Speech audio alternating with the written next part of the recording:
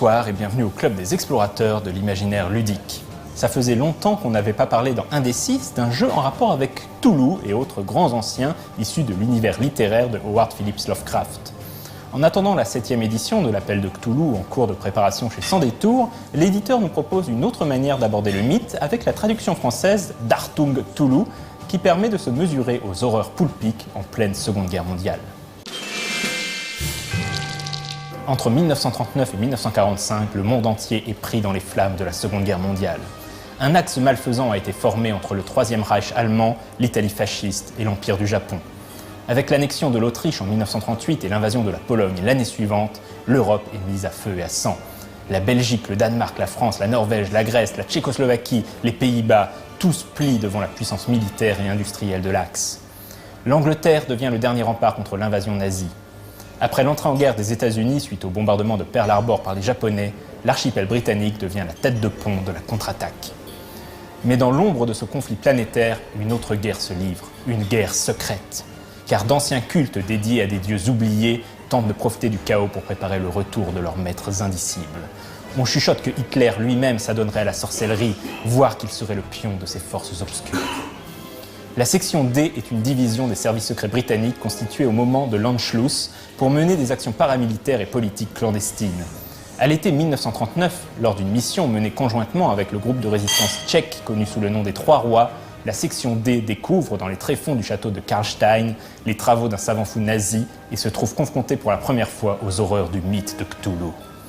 Dès lors, les agents de la section D et leurs alliés n'auront de cesse de combattre cette menace cosmique qui pourrait bien faire basculer le cours de la guerre en faveur du mal. Comme dans tous les jeux basés sur l'appel de Cthulhu, les joueurs de Achtung Cthulhu incarneront des investigateurs. Ceux-ci peuvent être issus de professions civiles, par exemple aviateurs, journalistes, marins, infirmières ou même vedettes de cinéma. Peut-être viennent-ils plutôt des services d'espionnage ou de renseignement, qu'ils soient agents du MI6, du DOS ou de la résistance d'un des pays occupés. Mais Seconde Guerre mondiale oblige, il y a fort à parier qu'un ou plusieurs investigateurs seront des militaires. Pilotes, artilleurs, tankistes, tireurs embusqués, fantassins ou encore ingénieurs. Une chose est sûre, ils ont très probablement été, d'une manière ou d'une autre, confrontés aux forces obscures du mythe, ce qui a conduit à leur recrutement par la section D ou toute autre organisation clandestine participant à la guerre secrète. Quelles que soient leurs origines, gageons que la santé mentale des investigateurs sera mise à rude épreuve et on ne parle pas uniquement du trouble de stress post-traumatique. Achtung Cthulhu étant avant tout un supplément pour la 6e édition de l'Appel de Cthulhu, il utilise le système emblématique du jeu de base, lui-même hérité des premières éditions de RuneQuest. Tout repose donc sur des jets de pourcentage en lançant un dé 100, et pour qu'une action soit réussie, le joueur doit obtenir un score inférieur au pourcentage de la compétence. On retrouve évidemment les mécaniques emblématiques de Cthulhu, avec les trouver objets cachés, et bien évidemment les points de santé mentale qui ont tendance à baisser dangereusement vite dès qu'on se retrouve nez à nez avec une maigre bête des ténèbres dans d'anciennes ruines hyperboréennes. Mais il est possible de jouer à Achtung Cthulhu avec un autre système, à savoir celui de Savage Worlds. Comme son nom l'indique, Savage Worlds est beaucoup plus tourné vers l'action et le côté pulp. Le système Savage Worlds associe chaque attribut ou compétence à un dé particulier. Lorsque le joueur veut utiliser cette compétence, il lancera donc le dé correspondant. Si je devais faire un reproche à Achtung Cthulhu, c'est que sa lecture suppose d'être déjà bien familier avec l'appel de Cthulhu. Le livre n'est pas très didactique. Il est bourré d'infos sur les événements historiques de la Seconde Guerre mondiale, les forces militaires, les plans et les objectifs de chaque camp, etc. Mais finalement pas grand-chose sur ce qu'est concrètement cette fameuse guerre secrète mentionnée un peu partout. Juste quelques anecdotes ici et là sur ce qu'aurait peut-être fait telle ou telle organisation en marge de l'histoire officielle.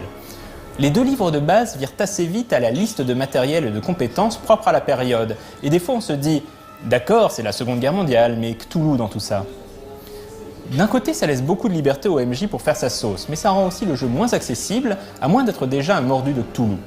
Je conseille au MJ en herbe de commencer par lire la campagne d'initiation appelée campagne .0, qui bien que située à la fin du guide du gardien, s'avère une bien meilleure porte d'entrée dans l'univers d'Achtung Cthulhu que ce qui se trouve au début du bouquin, selon moi en tout cas. La grande force d'Achtung Cthulhu, c'est que l'on peut l'aborder de plusieurs façons différentes. Horreur pure, aventure pulp façon Indiana Jones ou Hellboy, action façon Wolfenstein. Le fait d'avoir le choix entre deux systèmes de jeu permet à chacun de faire sa propre guerre secrète. Notons également que les livres qui composent la gamme sont très joliment illustrés et que si les premières sorties se concentrent sur l'Europe, d'autres ouvrages traiteront bientôt des autres fronts de cette guerre tentaculaire. Bref, malgré son côté fouillis et mal organisé, Achtung Cthulhu reste une sympathique collection de suppléments pour enrichir l'univers de Lovecraft. Quant à moi, je vous dis à dans 2 semaines, et d'ici là, jouez bien!